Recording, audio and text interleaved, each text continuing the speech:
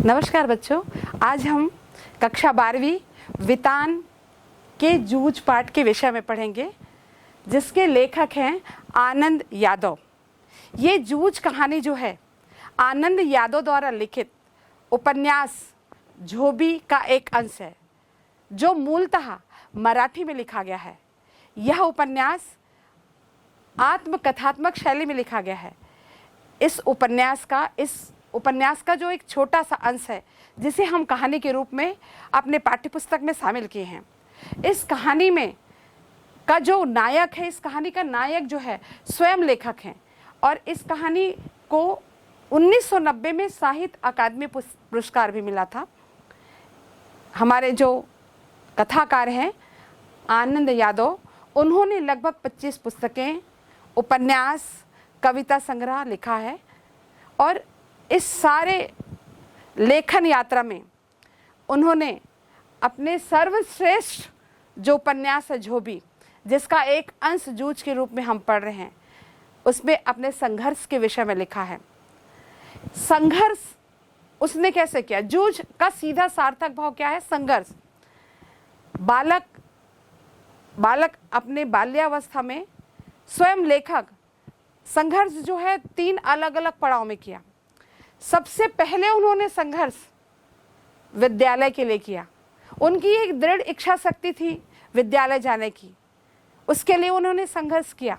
जब वो विद्यालय में प्रवेश किए तो उन्होंने संघर्ष अपने स्वयं के अस्तित्व के लिए किया, क्योंकि कहीं ना कहीं वो 1 वर्ष पीछे विद्यालय में प्रवेश किए थे, इसलिए उन्हें अपने अस्तित्व की लड़ाई वहाँ लड़नी पड़ी। फिर उसे अंत में अपने उस साहित्य यात्रा के लिए संघर्ष करना पड़ा। इस तरह वो 3 अलग अलग पड़ाव में संघर्ष करते हुए अपने उस यात्रा को पूरी की। इस कथा का जो नायक है आनंद यादव, जिसको आनंदा के नाम से उसके किसी एक शिक्षक ने उन्हें पुकारा था, और उस आनंदा ने अपने जीवन के उस संघर्ष को क्रमशः कैसे पूरा किया, इसके विषय में हम पढ़ेंगे। सबसे पहले हमारे सामने आता है कि उस कहानी में, जूझ कहानी में, आनंदा के जीवन में ऐसी कौन सी संघर्ष या कौन सी समस्या सबसे पहले आई। आपको मैं बताना चाहूँगी कि बच्चा जो है, बालक जो है, जब 4th क्लास में पढ़ रहा था, 5वीं में प्रवेश किया, तो उसके पिताजी, उसके दादा, जिसको उन्होंने दादा कहा, उसके पिताजी नहीं चाहते थे कि वो बच्चा जो है विद्यालय जाए। उसने सोचा कि घर के कामों में वो हाथ बटाए, खेती किसानी करे, पशुओं को चराने जाए, और वो स्वयं बहुत ज़्यादा आलसी था। पूरे समय गांव में घूमते रहना, अपने पत्नी को प्रताड़ित करता था, बच्चे को मारता था, और कई अलग अलग तरह की ऐसी चीज़ें करता था, लेकिन घर के काम को नहीं करता था। बालक आनंदा को पूरे समय वो खेती के काम में लगाया रहता था, इसलिए उसका विद्यालय जाना उन्होंने बंद करा दिया। बालक आनंदा का संघर्ष यहाँ शुरू हुआ कि अब मुझे विद्यालय तक कैसे जाना चाहिए। बालक आनंदा के मन में विद्यालय जाने की बड़ी तड़प थी, लेकिन उसके अंदर अपने दादा के सामने ये कहने की हिम्मत नहीं थी कि दादा मैं विद्यालय जाऊंगा। उन्हें हमेशा ये लगता था कि यदि मैं विद्यालय जाने की बात कहा तो मेरे दादा मुझे बहुत पीटेंगे। बालक का मन हमेशा डर में रहता था, और उसे हमेशा लगता था कि कोई जाके उनके दादा को समझा दे, कह दे कि मुझे विद्यालय भेजे। क्योंकि बालक के मन में एक ही बात था कि जो बात खेती में बाबा के समय था, वो दादा के समय नहीं है, और उसके मन में ये बात घर कर गया था कि ये खेती हमें किसी गड्ढे में धकेल देगी। और उसे लगता था कि मैं कुछ पढ़ लिख कर नौकरी कर लूं और कुछ पैसे कमा लूं, तो उसके गांव में जो विनोबा अण्णा नाम का एक कारोबारी था, उसके जैसा मैं वही व्यवसाय करने लगूं। तो कहीं ना कहीं बालक जो है हमेशा अपने शिक्षा को लेकर हमेशा ये प्रयासरत रहता था कि मैं पढ़ लिख कर कुछ पैसे कमाकर अपने दादा और बाबा से बेहतर जीवन जीऊं। और यहाँ से कहीं ना कहीं बच्चे, मैं आपको बताना चाहती हूँ कि जब तक आप अपने जीवन को सफल बनाने के लिए या अपने जीवन में कोई भी बाधा है उसे पार करने के लिए या बेहतर सपना को पूरा करने के लिए आप प्रयास नहीं करेंगे, संघर्ष नहीं करेंगे, आप सफल नहीं हो सकते। आपको उस दिशा में एक कदम उठाना होगा।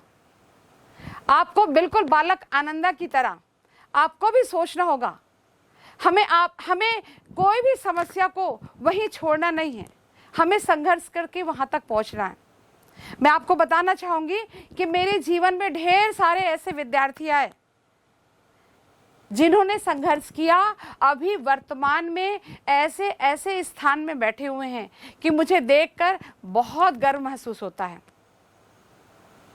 एक बालक के विषय में बताना चाहूंगी। जब वो बालक कक्षा 12वीं में था, तब की बात है जब विद्यालय में 25 दिनों की छुट्टियां हुआ करती थी। जब छुट्टी से बालक लौटा तो मैंने कहा कि बेटा, इतनी लंबी छुट्टी नहीं होनी चाहिए, हमारा पाठ्यक्रम हो नहीं पाता और कहीं ना कहीं बहुत लंबा बीच में अंतराल हो जाता है।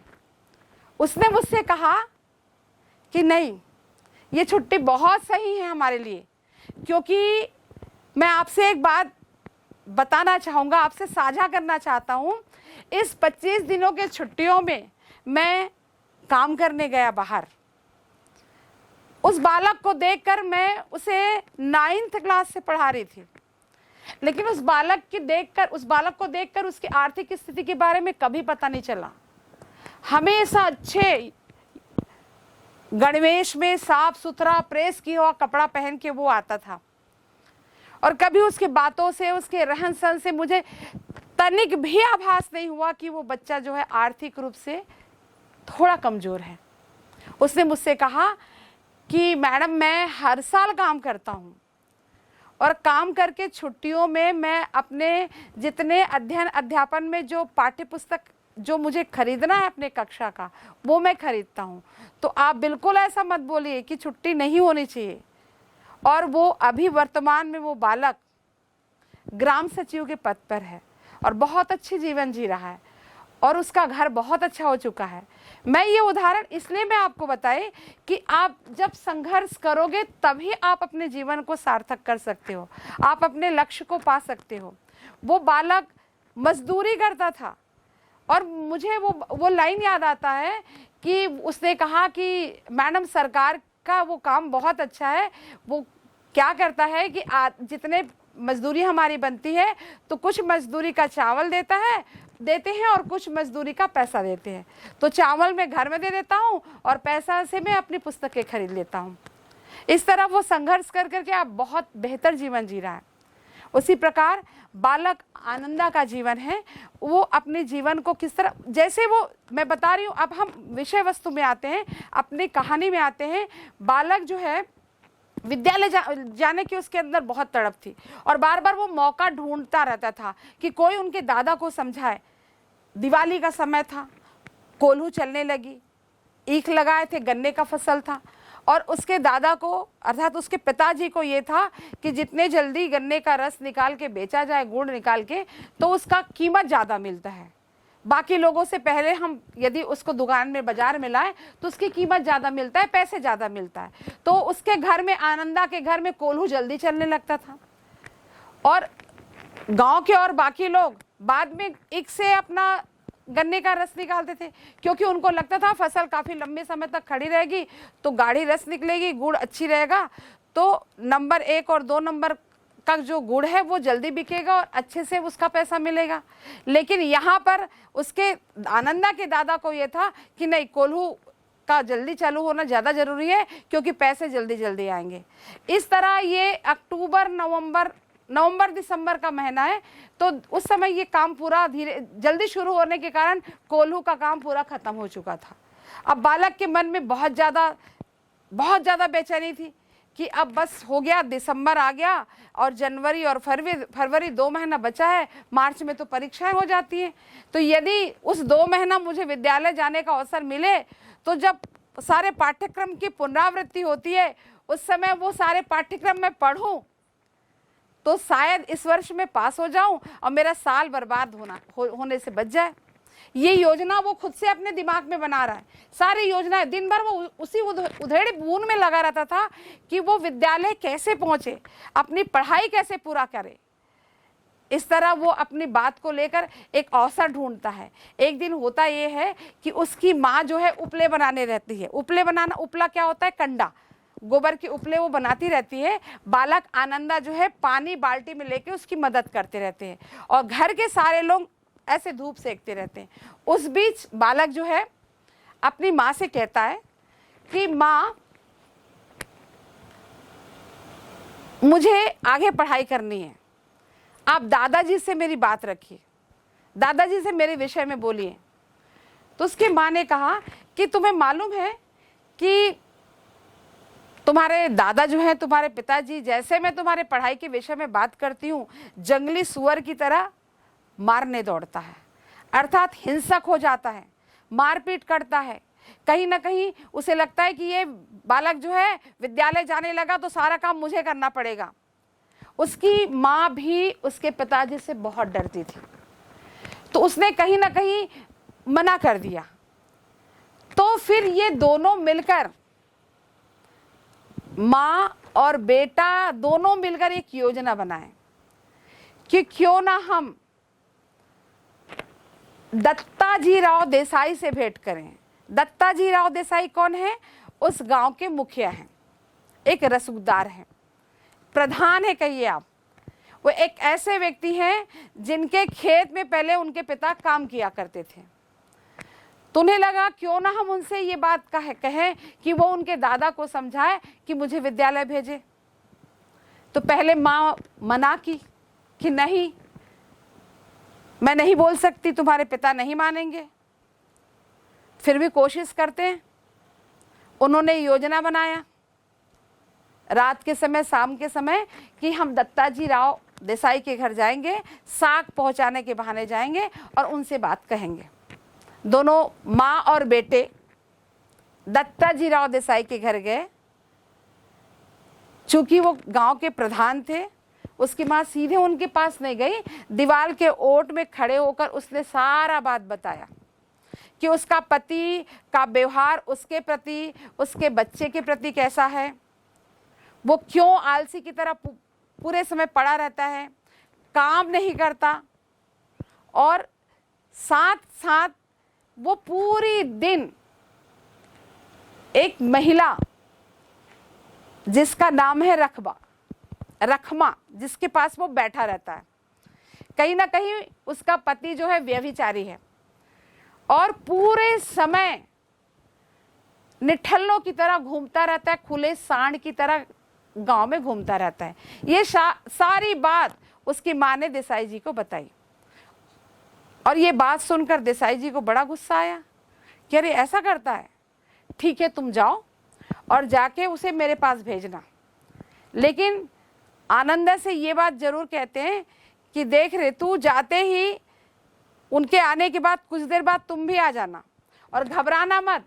तुम्हारे पिता के सामने जितनी बातें मैं पूछूंगा निडर होके जवाब देना, फिर मैं देख लूंगा क्या करना है। ये सारी योजना हुई और जाते जाते उसकी माँ, उसके बच्चे ने उनसे कहा देसाई जी से कि हम आपसे मिलने आए थे इस बात को लेकर, इस बात की भनक उनको नहीं लगनी चाहिए, उनको आप नहीं बताना कि हम आपसे मिलने आए थे। ठीक है जाओ, मैं देख लूंगा। ये सारी योजना तय हो गई। अब इस योजना के तहत उन्होंने काम करना शुरू किया। सबसे पहले क्या हुआ कि वो घर गए, जैसे शाम के समय वो आया, आते ही गड़प्पा आया है क्या, जो उसको गड़प्पा के नाम से पुकारते थे, बोले वो आते ही कहीं ना कहीं अधिकार से अपने आप को मुखिया साबित करने के लिए वो बहुत रौब से बात करता था। तो उसकी पत्नी ने कहा कि दत्ताजी राव देसाई के घर से बुलावा आया था, आपको बुलवाए हैं। अब उन्हें लगा कि बहुत सम्मान का विषय होता है, इतने बड़े बाड़ा से बुलावा आया है, सरकार के घर से बुलावा आया है। तो बोले तुम रोटी सेको, तब तक मैं बिना खाए वो उठता है, बोले तुम जब तक रोटी सेको मैं उनसे मिल के आता हूँ। तुरंत उठ के आ गए। अब यहाँ आए, आते ही अब बोले कैसी क्या बात है, उनसे उस विषय में, अलग अलग विषय में बात कर रहे थे। अब बस थोड़ी देर हुआ, फिर वो क्योंकि योजना के अनुसार दत्ताजी राव देसाई ने कहा था कि तुम जो है किसी ना किसी बहाने बीच में थोड़ी देर बाद आ जाना। बालक जो है पहुंच गया वहां पे कि दादा को खाने के लिए बुलाई है। तो क्यों रे क्या करता है, उसने पूछा। देसाई जी ने उनसे पूछा उस बच्चे से, क्यों रे क्या करता है? तो बोले विद्यालय जाता था लेकिन अब नहीं जाता, अब घर का काम करता हूँ। दादाजी ने विद्यालय जाना बंद करवा दिया। क्यों? बोले काम करता हूँ क्योंकि मुझे पशुओं को चराने जाना पड़ता है, खेतों में पानी डालना पड़ता है, बहुत सारे काम मैं खेत का करता हूँ, इसलिए मैं विद्यालय जाना बंद कर दिया। तो उसने उससे दादा से पूछा, क्यों तुम, ये ऐसी बात है? तो उसने हाँ कह दिया। बोले हाँ ऐसी ही बात है। तो बोले क्यों, तेरे बच्चे ज़्यादा हो गए हैं क्या? तेरे सामने शिक्षा का कोई महत्व नहीं है? ये बालक पढ़ना चाहता है, इसको भेजो, अभी बहुत कम समय बचा है, 2 महीने का समय है। इसको जाओ, इसके मास्टर से बात करो और इसकी फीस पटा दो, और फिर यदि ऐसा लगता है कि तुम नहीं कर सकते तो मेरे पास भेजो, मैं इसे पढ़ाऊंगा। तो बोले ठीक है जाएगा। थोड़ा कुड़बुड़ाया, वो नाराज हुआ उसका पिताजी कि कहीं ना कहीं ये मेरे इच्छा के विरुद्ध काम हो रही है, क्योंकि वो बिल्कुल आलसी है, काम करना वो छोड़ चुका था। और उसे लगने लगा कि ये बालक जो है, उसका बेटा जो है, यदि विद्यालय जाने लगा तो सारा काम उसे ही करना पड़ेगा। अब बालक मन ही मन बहुत प्रसन्न, इतना खुश कि चलो अब मैं विद्यालय जाऊंगा। बालक आनंदा बड़ा खुश था क्योंकि उसे दत्ताजी राव की तरफ से कहीं ना कहीं विद्यालय जाने के लिए दादाजी को तैयार कर लिया था। इस बीच जब उसने देखा कि दादाजी और दत्ताजी राव के बीच बातचीत हो रही थी, तो दादाजी ने कहा कि मैंने मना नहीं किया है, मैंने कभी इसे विद्यालय जाने के लिए मना नहीं किया है, बल्कि यही सब गलत सलत आदतें इसमें हैं। कभी वो कंडा बेचता है, कभी सिनेमा देखता है, कभी चारा बेचता है, कभी खेलता रहता है, घर के कामों में और खेत के कामों में इसका मन नहीं रहता। तो अचानक बालक हड़बड़ा गया कि ये तो दादाजी मेरे ऊपर ही हल्ला बोल दिए, मेरे ऊपर ही हमला कर दिए। तो उन्होंने भी थोड़ा सा सच थोड़ा झूठ करके उसने बोलना शुरू किया कि एक बार मेले में पटा भी बस पैसे लगाए थे, और दादाजी तो कभी सिनेमा देखने के लिए कुछ पैसे देते नहीं, तो मैंने क्या किया, गोबर बीन बीन कर अपने माँ से कंडे बनवा कर उसे बेचा और अपने लिए कपड़े खरीदे और सिनेमा देखा, और बस, और मैंने कुछ नहीं किया। तो दत्ताजी राव देसाई ने कहा अब बस हो गया, ये सब गलत काम छोड़, अब सीधा पढ़ाई में मन लगा। एक आध बार तू किसी कक्षा में नापास तो नहीं हुआ है ना, फेल तो नहीं हुआ है? तो उन्होंने कहा नहीं हुआ हूँ, केवल विद्यालय में नहीं गया, परीक्षा नहीं दिला पाया, इसलिए उस कक्षा में मुझे फिर से पढ़ना पड़ेगा। इस तरह बालक आनंदा की कक्षा की तैयारी शुरू हो गई। इस तरह वह फिर से नए सिरे से अपने विद्यालय में प्रवेश किया। पिता के शर्त के अनुसार बालक आनंदा जो है सुबह उठकर अपना बस्ता लेके खेत गया। खेत, क्योंकि उसके पिता की शर्त थी कि तुम विद्यालय जाओगे तो 11 बजे विद्यालय जाने के पहले सीधा तुम पहले बस्ता लेके खेत में आओगे, खेत में काम करोगे, खेत में पानी डालना, उसके बाद विद्यालय जाओगे। तो उसी के अनुसार बालक जो है अपना बस्ता लेके सीधा खेत में गया। खेत में काम करने के बाद वो विद्यालय गया। विद्यालय में गया तो वहाँ देखता क्या है कि उसके मोहल्ले के 2 जो परिचित थे, उसके अलावा सारे उसके मित्र जो है नए मित्र थे, क्योंकि बालक आनंदा जो है 1.5 साल बाद विद्यालय आया था। तो उसके साथ जो बच्चे पढ़ रहे थे वो आगे चले गए थे, आगे जा चुके थे। अब केवल 2 बच्चे उनके साथ थे। वहाँ गया, अपने पुराने एक लट्ठे के झोले में अपने पुराने पुस्तक कापी को लेके चुपचाप किनारे बेंच में वो बैठ गया। और जैसे वो गया, वहाँ उसके कक्षा का एक उसका मित्र जो है, मित्र तो नहीं कहना चाहिए, अभी मित्रता उससे हुई नहीं है, चौहान का लड़का, वो आया और आते ही उससे पूछता है, क्यों मेहमान, नए हो क्या कि धोखे से इस कक्षा में तुम आ गए?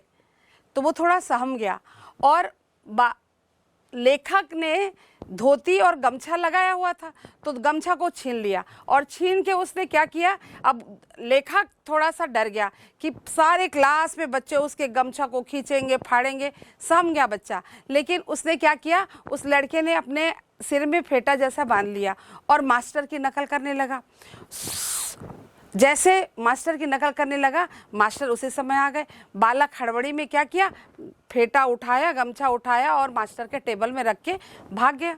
मास्टर आए, आते ही देखे टेबल में गमछा रखा हुआ है। उसने लकड़ी से उसको उठाया और उठा के बोले किसका है, तो उसने कहा मेरा है मास्टर। कौन है तू, तो मैं जगाते। आपको मैं बता दूं, लेखक का पूरा नाम आनंद रत्नप्पा जगाते था।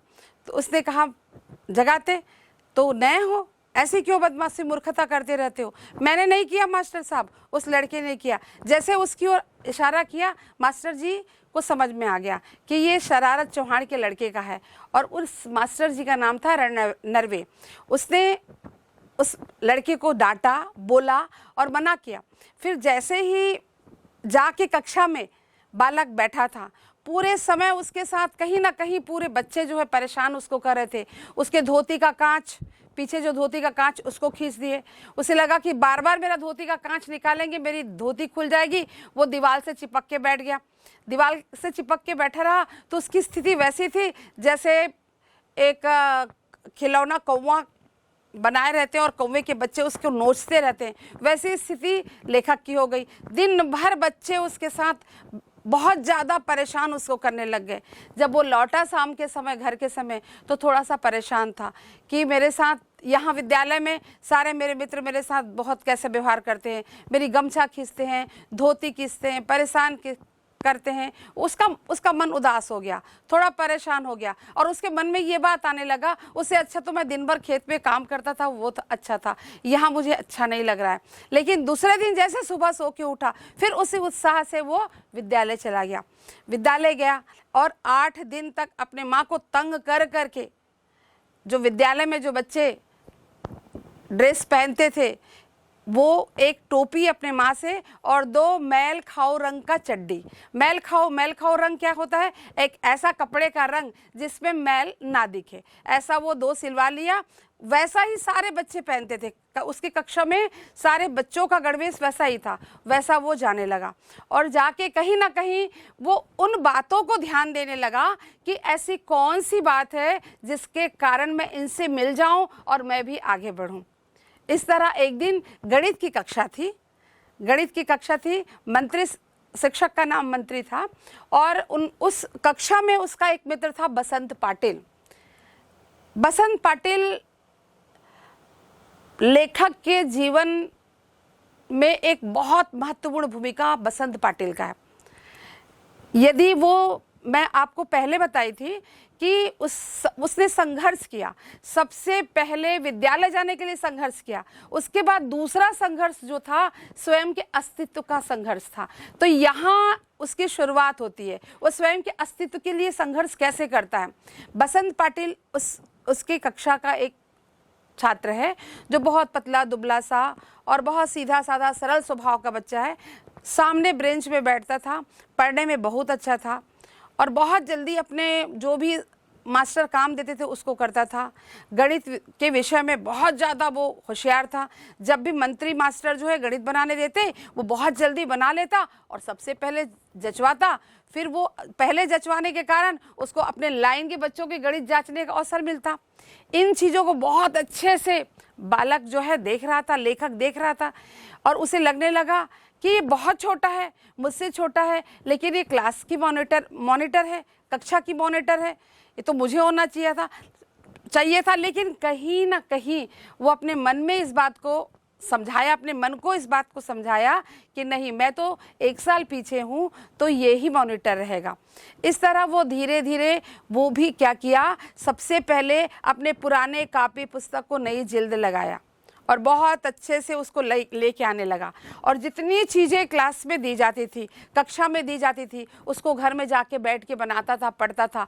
अब उसको गणित में मन लगने लगा और वो भी बसंत पाटिल की तरह पहले गणित बना के मास्टर से जचवाने लगा। अब उसे भी एक काम मिल गया कि अब से तुम जो है अपनी लाइन के सारे बच्चों की कॉपी चेक करोगे। और उस दिन उसके शिक्षक मंत्री ने उसे प्यार से आनंदा पुकारा। आनंदा सुनते ही बालक बहुत खुश हो गया, क्योंकि आनंदा को केवल आनंदा उसकी माँ कभी कभी कहा करती थी। बालक जो है बहुत खुश था कि चलो किसी तरह मैं इस क्षेत्र में आगे तो बढ़ रहा हूँ, कुछ तो कर रहा हूँ। इस तरह कक्षा में लेखक के साथ व्यवहार बहुत अच्छा होने लगा।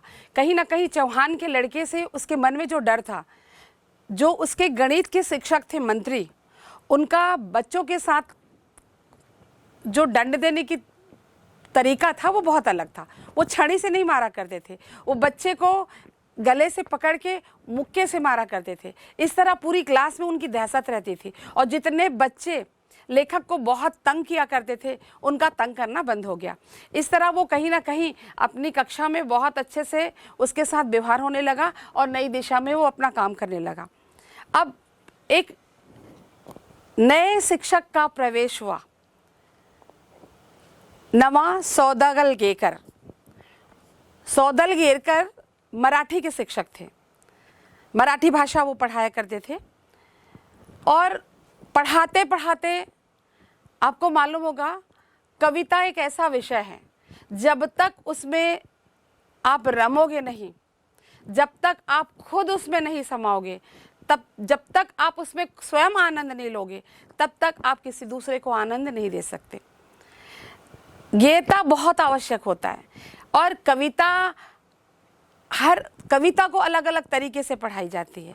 मैं एक बता रही हूँ आपको, सवैया छंद जैसे, धूरी भरे अति शोभती श्यामजू, तैसी बनी सिर सुंदर चोटी, खेलत खात फिरे अंगना, पग पैर ही बाजती पीरी का छोटी, वाछबी को रस खान विलोकत, वारत काम कला निधि कोटी, काग के भाग बड़ी सजनी, हरी हाथ सुले गयो माखन रोटी।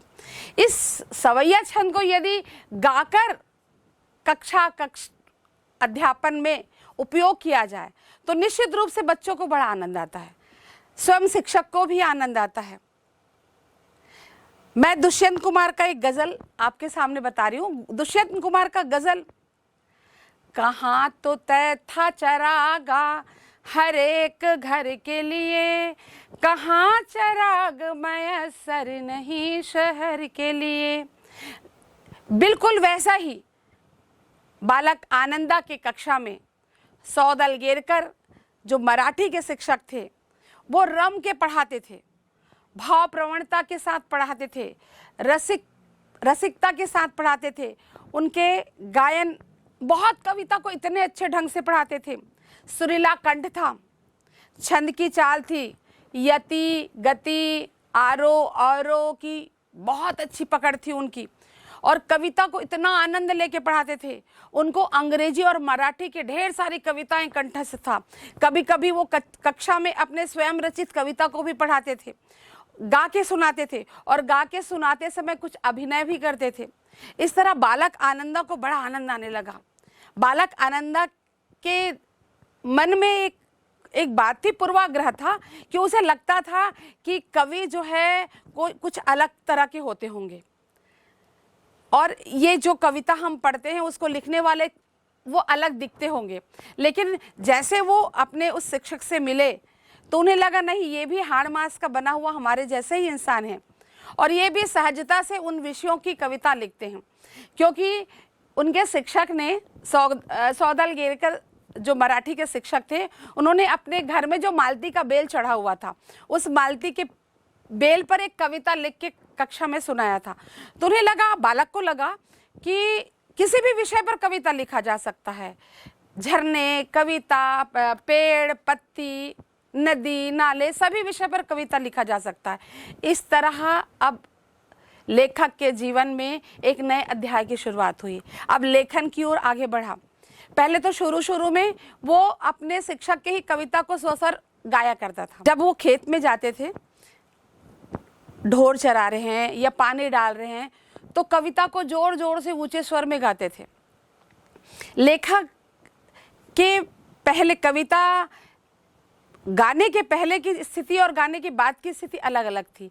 पहले उन्हें लगता था जब मैं खेत में काम कर रहा हूँ तो मेरे साथ कोई ना कोई बातचीत के लिए रहे, बहुत अकेलापन अनुभव होता था, उसे बहुत बुरा लगता था। लेकिन जब जिस दिन से वो कविता से जुड़ा तो उसे लगने लगा कि अब मुझे किसी की साथ की जरूरत नहीं है, मैं अकेले ज़्यादा अच्छे से ऊंचे स्वर में कविता गा गा कर अभ्यास करूँगा और अभिनय करूँगा, और मैं यदि अवसर मिले तो नाच नाच कर भी इसका अभिनय कर सकता हूँ। अब मुझे किसी की साथ की आवश्यकता नहीं है। इस तरह लेखक जो है कविता के साथ जीने लगा और वो छोटी छोटी चीज़ों में कविता लिखने लगा। हमेशा अपने पैंट के जेब में पेंसिल और कागज रखा करता था। जब भी कोई विषय मिले तुरंत वो लिख लेता था। कभी कभी वो लकड़ी के टुकड़े से भैंस के पीठ में वो कविता लिखता था। कभी पत्थर के टुकड़े में ऐसा शिलालेख में लिखता था और कविता पूरा लिखने के बाद उसको याद करता था और उसको मिटा देता था। एक बार उसके मास्टर जी ने एक विद्यालय के समारोह में कक्षा 6वीं और 7वीं के बच्चों के सामने उसको कविता ससर वाचन का अवसर उसको दिया, तो और वो बहुत ज़्यादा उसका आत्मविश्वास प्रबल हो गया। उस दिन तो वो हवा में उड़ रहा था, उसे लगा कि नहीं, निश्चित रूप से मैं बेहतर कर सकता हूँ। इस तरह लेखक जो है कविता लिखना शुरू किया। बालकानंद को लगने लगा कि मैं भी कविता कर सकता हूँ, मैं भी कविता लिख सकता हूँ। चूँकि उसके कविता लिखने की जो कार्य था वो दिन प्रतिदिन बढ़ता जा रहा था।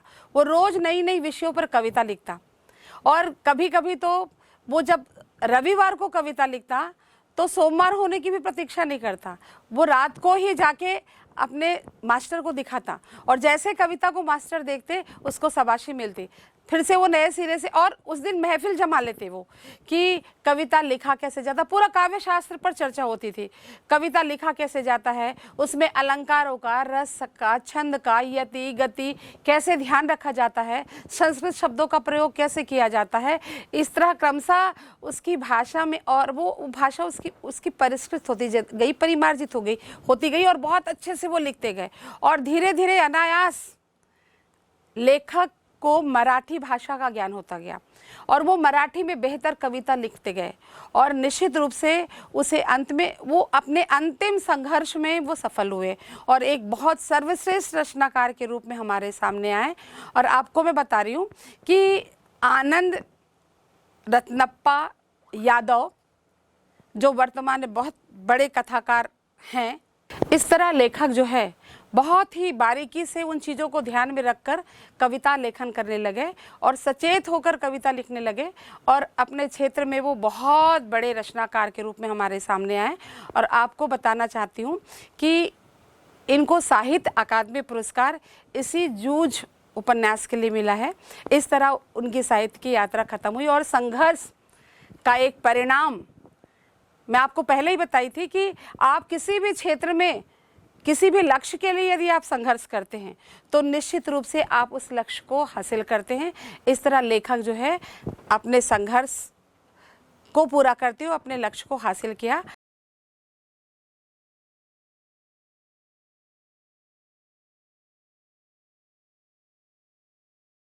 सबसे पहली बात मैं आपको बता रही हूँ, यदि हम प्रश्न उत्तर पुस्तिका में हमको प्रश्न लिखना है तो सबसे पहले हमें समझना होगा कि प्रश्न में पूछना क्या चाह रहा है। और होता क्या है कि हम मुख्यतः जो पाठ्य पुस्तक के पीछे जो प्रश्न दिए रहते हैं उन्हीं की तैयारी किए रहते हैं। सबसे पहले बात, आप पूरी कहानी को अच्छे से समझिए। लेखक क्या कहना चाह रहा है, क्या बताना चाह रहा है, उसमें पात्र कौन कौन से हैं, कौन कौन से मित्र हैं, कौन कौन से उनके शिक्षक आए, कौन कौन सी घटनाएं कैसी हुई, ये सारी चीज़ें आपको विस्तार से मालूम होगा तो आप मौलिक रूप से कोई भी प्रश्न का उत्तर लिख सकते हैं। सबसे पहले प्रश्न, जैसे मैं यहाँ पे एक प्रश्न ले रही हूँ, कथानायक के चरित्र की कौन सी विशेषताएं आपको प्रभावित करती हैं, कारण देते हुए लिखिए। या कौन कौन सी विशेषताएं, तो सीधे तो रूप से आप देखो तो ऐसा भी पूछा जा सकता है कि जूझ कहानी का नायक की चारित्रिक विशेषताओं को आप उल्लेख कीजिए, या जूझ कहानी का नायक के एक महत्वपूर्ण विशेषता को लिखिए जिससे कहानी आगे बढ़ती है। प्रश्न वही है, बस उसको तरीके अलग अलग है। इसमें आप क्या क्या लिख सकते हो, सबसे पहले कथानायक जो आनंदा था उसमें पढ़ने की ललक थी। अब पढ़ने की ललक थी, आप पाठ कहानी से ही लेंगे। ऐसी कौन सी कहानी में आप कौन सी जगह कहाँ क्या पढ़े जिससे आपको लगा कि आनंदा के मन में पढ़ने की ललक थी?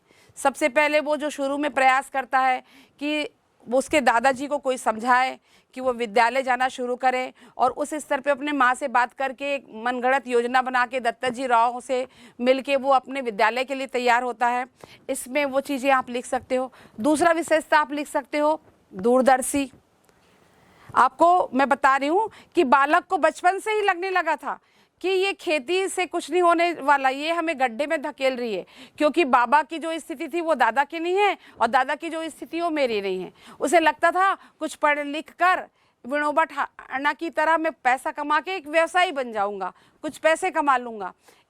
अर्थात इससे ये स्पष्ट होता है कि बालक के अंदर दूरदर्शिता थी। कठोर परिश्रमी, एक और आप चारित्रिक विशेषता लिख सकते हो, क्योंकि सशर्त उसको विद्यालय जाने की अनुमति मिली थी। उसके पिता ने कहा कि 11 से 5 तुम्हारे विद्यालय का समय है, उसके पहले का समय तुम्हें खेत में देना होगा। और बालक जो है बिल्कुल सुबह उठ के बस्ता लेके विद्यालय जाने के पहले खेत में जाके वो काम करता था। ये सारी घटनाओं को आप कठोर परिश्रम में उसकी विशेषता में लिख सकते हो।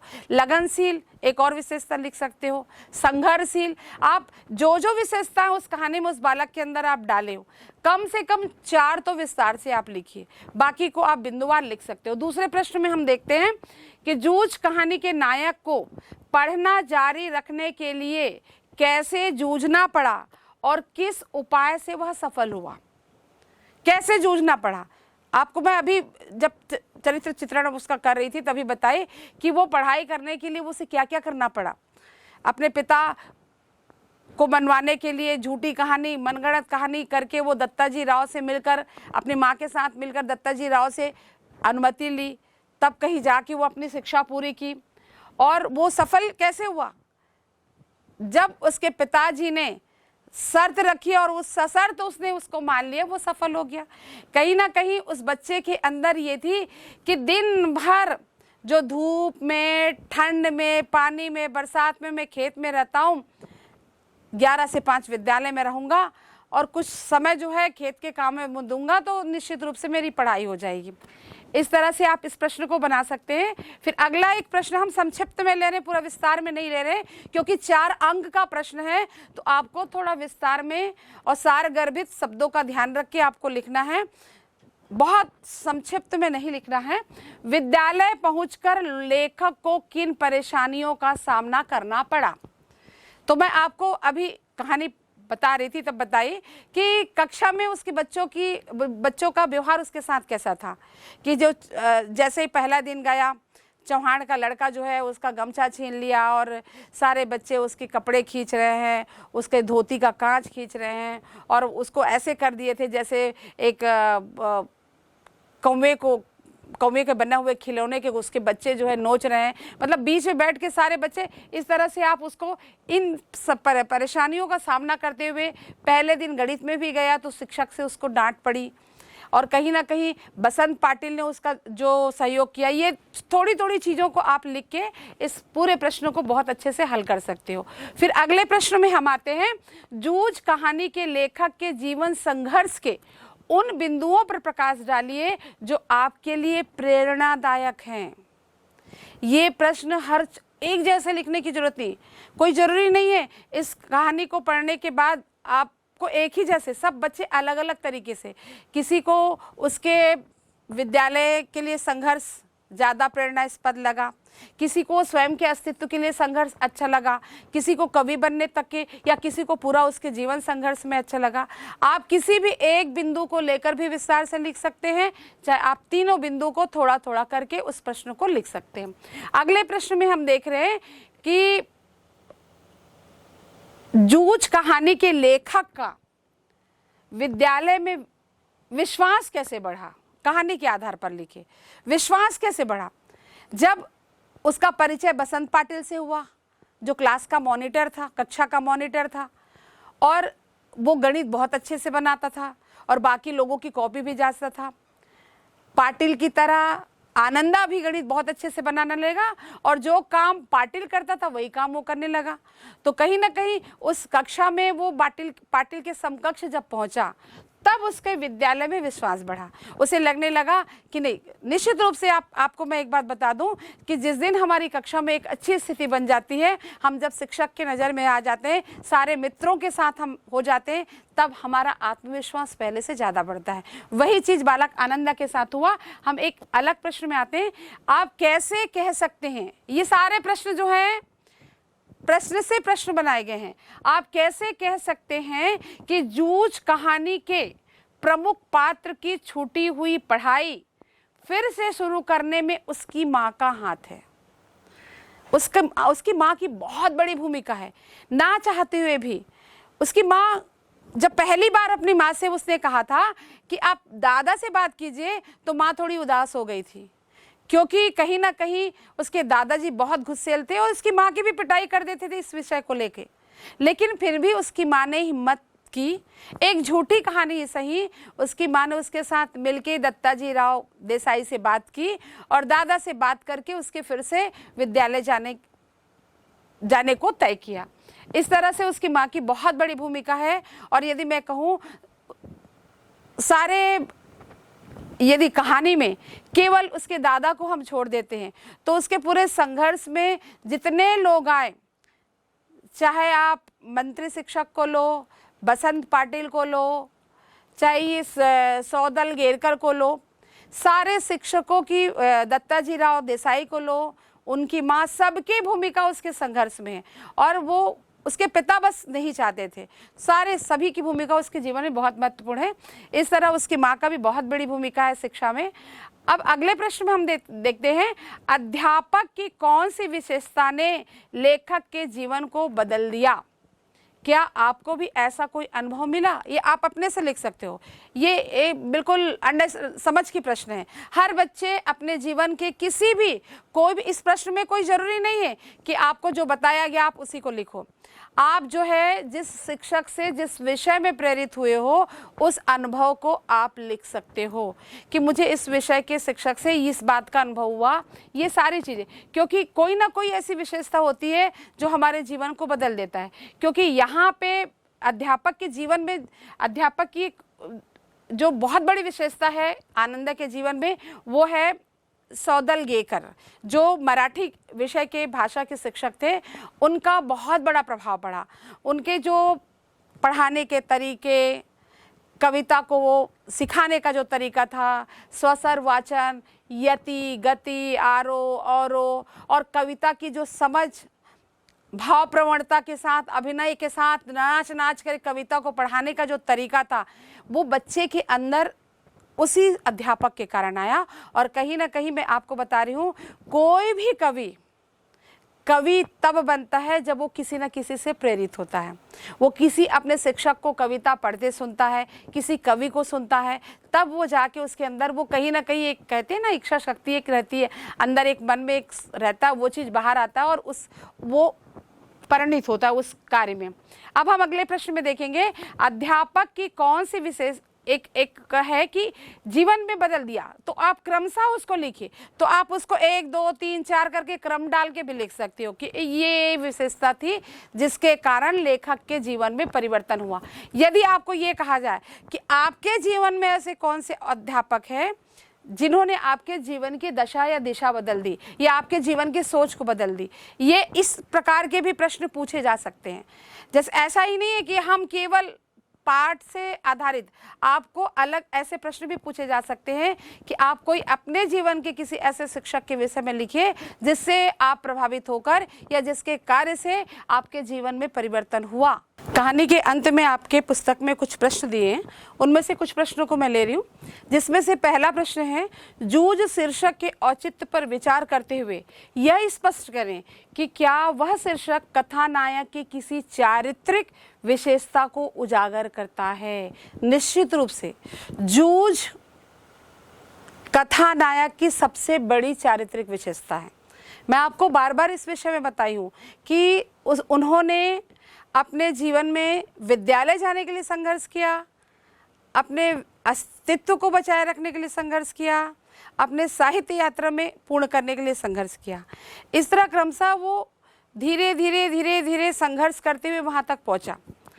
तो हम कह सकते हैं कि बिल्कुल इसका शीर्षक जो है उचित है, सार्थक है और सही है, क्योंकि उन्होंने जीवन के हर पड़ाव में केवल संघर्ष किया है।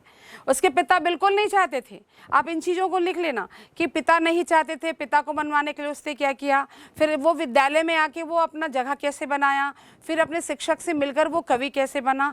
तो धीरे धीरे ये इन सारे तीनों बिंदुओं से ये स्पष्ट होता है कि उनका जीवन संघर्ष से बना हुआ था और संघर्ष के कारण ही वो आगे बढ़े और सफल हुए।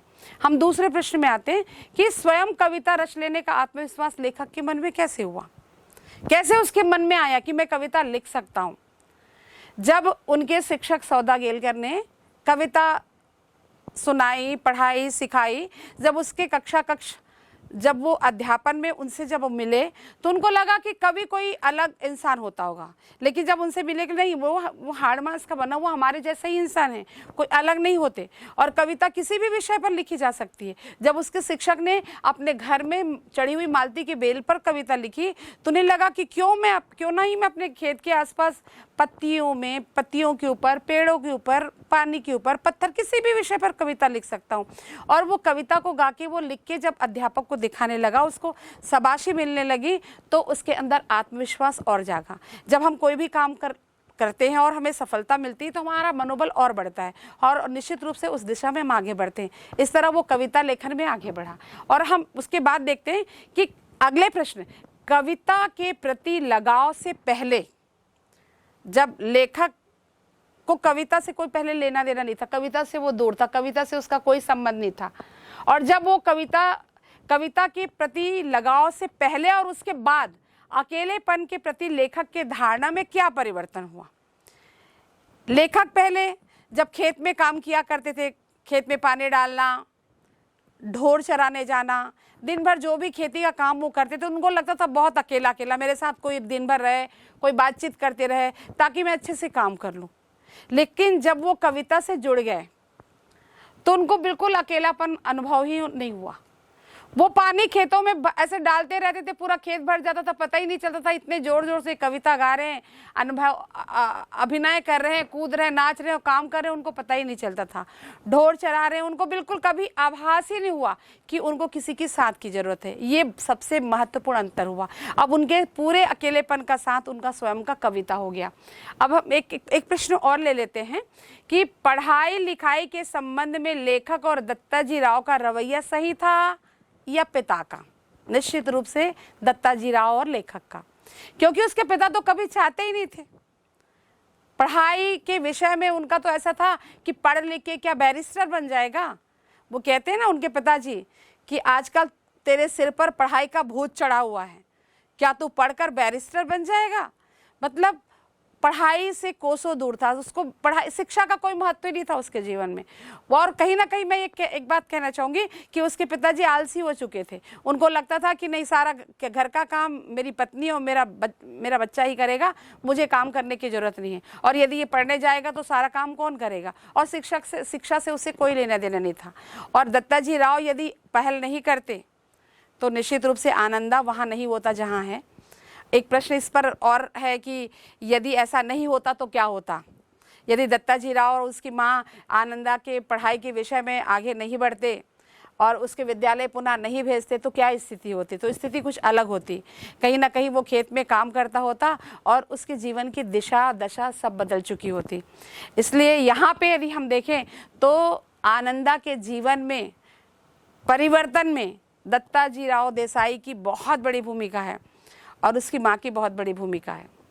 इस तरह कुछ छोटे छोटे प्रश्न मैं बता रही हूँ बार बार कि छोटा सा 4 नंबर में ये भी पूछा जा सकता है कि आप सिद्ध कीजिए आनंदा जो है जिज्ञासु छात्र था, मेहनती था, या उसके माँ के विषय में आप लिखिए, या दत्ताजी राव देसाई की चारित्र चित्रण कीजिए, या उनके दादाजी के विषय में चरित्र की किन्हीं 3 बिंदुओं को समझाइए जिससे ये स्पष्ट होता है कि वो पिता अपने पुत्र के पढ़ाई के विरुद्ध थे।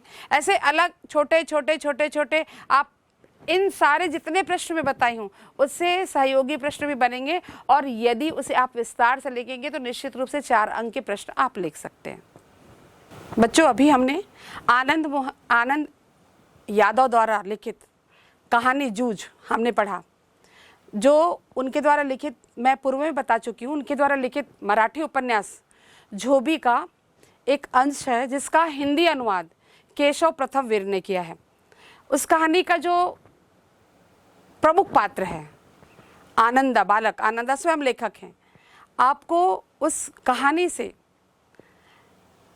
संघर्ष करने की प्रेरणा मिली होगी। इस पूरे कहानी में हमने पाया हो कि अब हम देखते हैं हमारे आसपास ढेर सारे ऐसे बच्चे होते हैं जो कहीं ना कहीं शिक्षा की धारा से अलग हट जाते हैं। उन्हें उस दिशा में जोड़ने के लिए बहुत महत्वपूर्ण भूमिका इस बालक आनंदा की कहानी के पात्र की है कि हम कैसे उस दिशा में जुड़ सकते हैं और शिक्षा से जुड़ के हम अपने जीवन को सफल बना सकते हैं। इस पूरी कहानी का एक सारांश एक सरसरी तौर पर देखते हैं कि कहीं ना कहीं बालक जो है, जिस संघर्ष की शुरुआत वो करता है विद्यालय जाने की, उस संघर्ष को करके वो विद्यालय में प्रवेश करता है, विद्यालय जाता है। विद्यालय तक पहुंचने में उसकी माँ की बहुत बड़ी भूमिका होती है।